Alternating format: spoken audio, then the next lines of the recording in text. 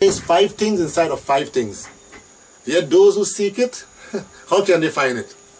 I have placed self-sufficiency in contentment. Yet those who want to be content, they seek it through wealth. How can they? Oh, Musa, he said, I have placed my pleasure. I place my pleasure in my remembrance. Yet those who seek it, they go after the life of this world. How can they?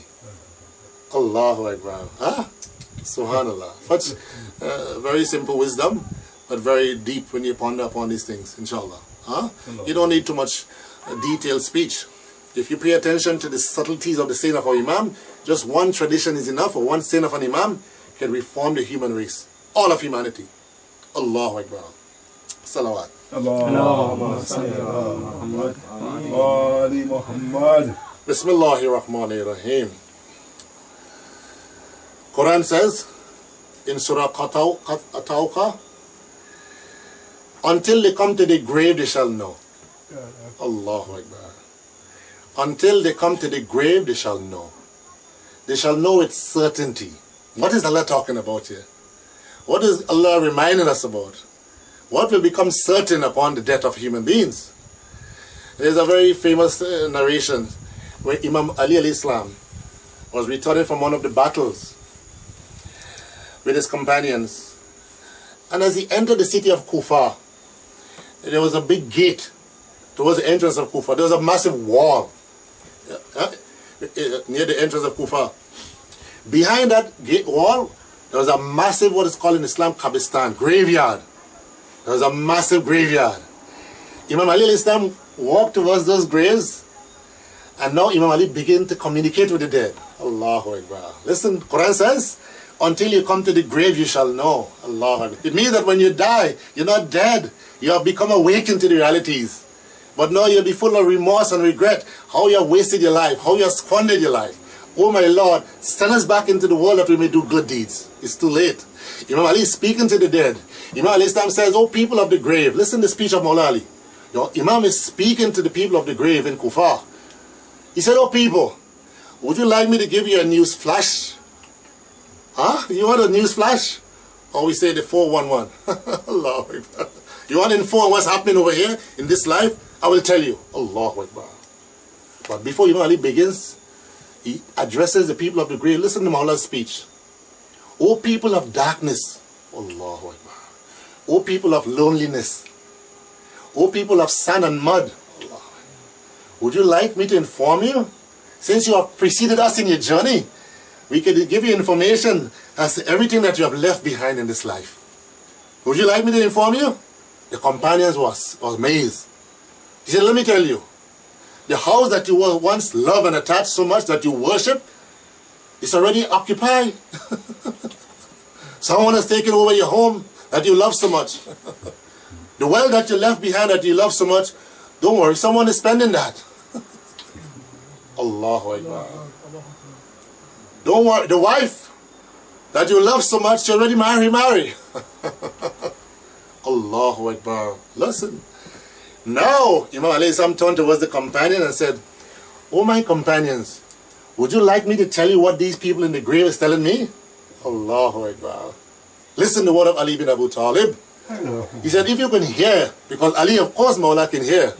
If you can hear what the people in the grave is telling me, I can summarize it in one sentence. The people of the grave is saying that when you come, bring only one thing with you. And it's called taqwa, piety. Allahu Akbar. Allahu Akbar. Huh? Allahu Akbar. Allahu Akbar. There was a story that was told by Sheikh Bahauddin Bahai. It says he visited a wise man in the city of Isfahan in Iran. As he reached the home of this wise man in Isfahan, the wise man, upon seeing Sheikh Bahai, he said, oh Sheikh, I have something to relate to you. Just moments ago, I witnessed a funeral. Someone was just buried in this graveyard, in this cemetery here. And I was looking through my window, I saw something amazing. I saw a very beautiful young man came towards that grave. The people just buried someone, and they all left. But as soon as the people left, I saw a beautiful young man came towards that grave, and descended inside of the grave. Allahu Akbar. Allahu Akbar. Suddenly I saw a dog approaching the same grave, and that dog descended inside of the grave as well. Allahu Akbar. He said moments later, I saw that the young man who went into the grave come out of the grave with his body bruised and wounded and cut from all sides. Allahu Akbar. This wise man is telling this to Sheikh Bihai. He said, oh, Sheikh is telling him, he says, Imam Jafar Siddiq, Imam Ali, Rasulullah says that when a person dies, what accompanies him in the grave? His deeds. So that beautiful young man you see enter the grave was the good deeds of that young man that went into the grave after his burial. That dog that you see come and descend into the grave was his bad deeds. Allahu Akbar. That person you saw come out, whipped, bruised, is because his bad deeds was more than his good deeds. Allahu Akbar. This means that your action will take on a reality that you cannot fathom in this life. Allahu Akbar. Look, Allahu Akbar. Ayatollah Jawad Malik has mentioned, and this is a very beautiful example. If when you were inside of the womb of your mother, think of this for a moment, and Allah said, I will bestow upon you eyes inside of your mother's womb, you will say, Ya Allah, why do I need eyes inside my mother's womb? What is there to see? Allah said, I'll give you two hands. You say, Ya Allah, why do I need hands inside of my mother's womb? Allah said, I'll give you foot, legs, feet. What do you need? Why do I need legs inside of the mother's womb? Allahu Akbar. Look, Allah is giving you something, but you cannot comprehend the reality. Only until you came out of the womb of your mother into this life, you realize Allah was not giving you the womb, these limbs for the interior of the mother's womb, but for this life. Allahu Akbar. Now that you come into this life, Allah has enjoined upon you something. Allah said that He enjoined upon mankind worship, praise, fasting, kindness to the parents, and doing all of the good deeds. Yet people say, why do I need to pray? You cannot comprehend the reality of prayer until you go from this life into the next life. Allahu Akbar. Allahu Akbar. That is why tradition says, or Imam says, that the moment a person dies, that person who never used to worship God and pray, upon the death, the person's soul become blind. Allahu Akbar. He's blinded. And he'll raise on the day of judgment in such a state, because he was blind in this life, so he'll become blind in the next world. Allahu Akbar. Allahu Akbar. Allahu Akbar. Allahu Akbar. There was a young woman. She was from Kuwait. This was a young Muslim woman. And this is true. I'm not concocting any stories here. This is facts. This young woman was from Kuwait. Obviously she was Muslim. And whatever transpired in her life, maybe she gave up hijab, she was not wearing hijab and doing whatever, indulging in all kind of sinful living. When she died, her brother wanted to bury her in Wadi al-Salam. What is Wadi al-Salam? The graveyard of the peace in Kufa. This is one of the biggest graveyards in the world. So the body was floating from Kuwait towards Iraq. Allahu Akbar. When she was taken towards the graveyard, she was given full kafan, full shroud. She was placed inside of that grave. Allahu Akbar. Listen, the brother, while burying his sister, his passport fell from his pocket inside of the grave. Allahu Akbar. But the grave has been sealed.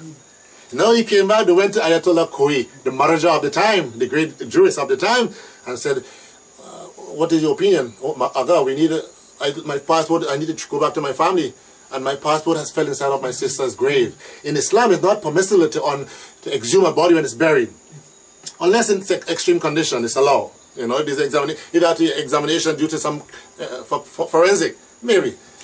Ayatollah Khoi made an exemption here, and he said you can dig up the grave and get your passport. Now, Allahu Akbar. This body was just buried just 2 hours ago. 2 hours, the brother returned, opened the grave. That body that was wrapped in shroud was bare naked on the ground. Allahu Akbar. Allahu Akbar. Allah. This is not no fables here. This is reality. Body was naked in the grave. Imam says, when a woman removes hijab from her head, the moment she goes inside of the grave, the angel come and strip off all the clothes, naked. Allahu Akbar. La hawla wa la quwwata illa billah. Allahu Akbar. Can you comprehend the reality of that world over there? There's no way. Can't you? Every human being on the face of the earth. Huh? Think for this for a moment. Can you comprehend this dunya? Allah says for a believer, even for a believer man or a believing woman, the reward of the Jannah of the paradise. Allah Akbar. Imam says if a believer was to host a party in heaven, in the lowest heaven, for all of the human beings, from Adam till Judgment Day, even in the first level of Jannah, even in the smallest of the garden of Jannah, he could accommodate the entire humanity. Allahu Akbar. Huh? Can you comprehend that? What's the size of Grenada? What's the size of Grenada? Really, honestly. It's a dot. You can't even recognize on the map if you look. Really. Honestly, you tell some my friends in Canada, have you heard of Grenada? Well, where is that? Is that South America? Like, honestly, it does not even exist on the map. Really. Think about this. Right? What is the size of the Caribbean? MashaAllah, it's big. What is the size of North America? It's massive. What is the size of the earth, of the world as we call it? MashaAllah, it's big. What is the size of the Milky Way? Allahu Akbar. The Milky Way. The Milky Way, in the Milky Way, they says that there are 4 million suns in the Milky Way. The distance in the Milky Way is 70 million light years. Allahu Akbar. Now you're really pondering now.